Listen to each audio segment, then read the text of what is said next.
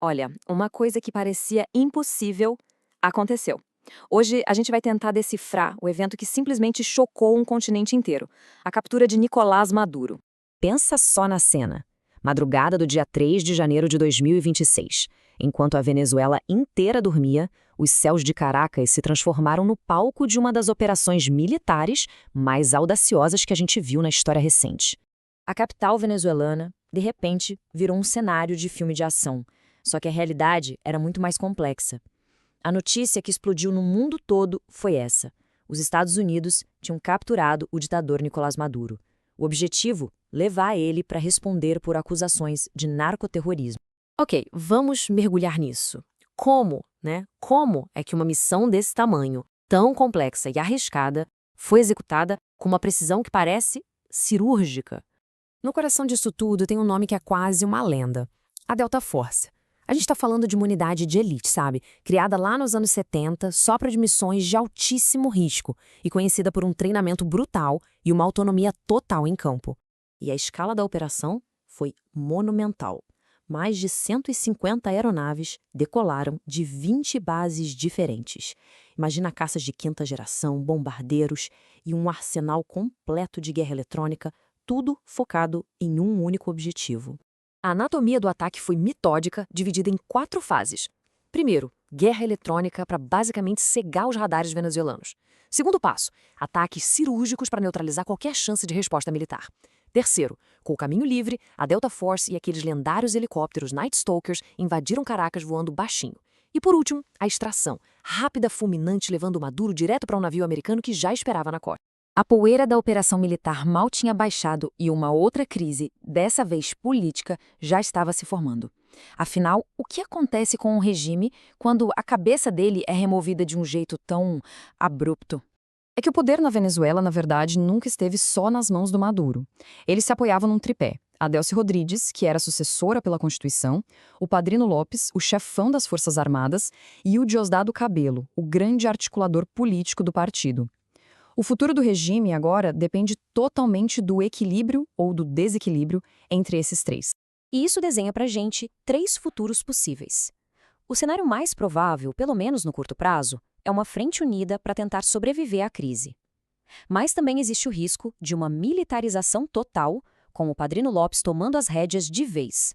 Ou o cenário mais perigoso de todos: uma fragmentação onde a briga interna pelo poder mergulha o país num caos ainda maior. Mas tudo isso leva a uma pergunta que, sabe, fica no ar, alimentando um monte de teorias. Como é que a Delta Force conseguiu achar e capturar o Maduro com tanta precisão?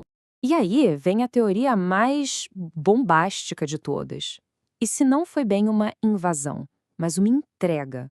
A ideia de que o alto comando chavista simplesmente sacrificou o líder deles para salvar o próprio regime? Ok, vamos pesar os dois lados da balança. O que sustenta essa teoria do pacto?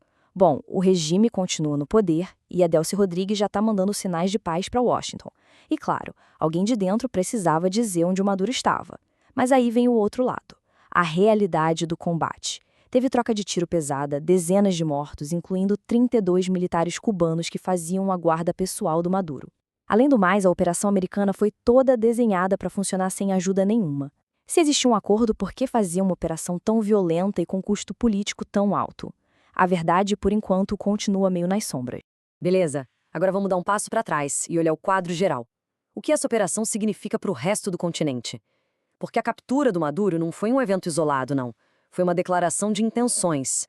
A frase do presidente americano logo no dia seguinte, meio que não deixou margem para dúvida. Ela sinaliza uma mudança drástica na política externa dos Estados Unidos para a nossa região. Uma postura muito, mas muito mais assertiva. E para justificar uma ação dessas, eles foram buscar lá atrás a doutrina Monroe, uma política lá do século XIX que, na prática, define as Américas como uma área de influência direta dos Estados Unidos. O recado é bem claro: a era da diplomacia à distância acabou. E por que tanto interesse estratégico na Venezuela? A resposta é bem direta: petróleo. A Venezuela não é um país qualquer. Ela tem as maiores reservas confirmadas do mundo. É mais que a Arábia Saudita. É quase 4 vezes mais que a Rússia. Controlar, ou pelo menos influenciar esses recursos, significa redesenhar o mapa da energia global.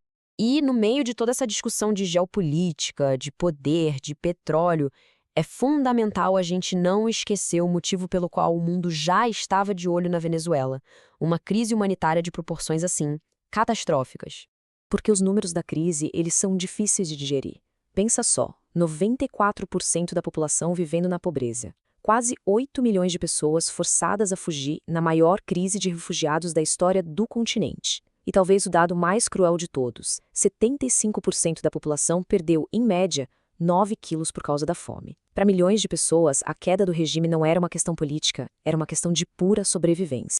E a gente termina, então, com a grande pergunta que vai provavelmente definir a próxima década. A captura de Maduro foi um caso isolado? Uma resposta a uma crise extrema? Ou será que estamos vendo o retorno de uma política de intervenção direta, onde a soberania de um país pode ser relativizada em nome de interesses estratégicos? O futuro da Venezuela e de todo o continente está completamente em aberto.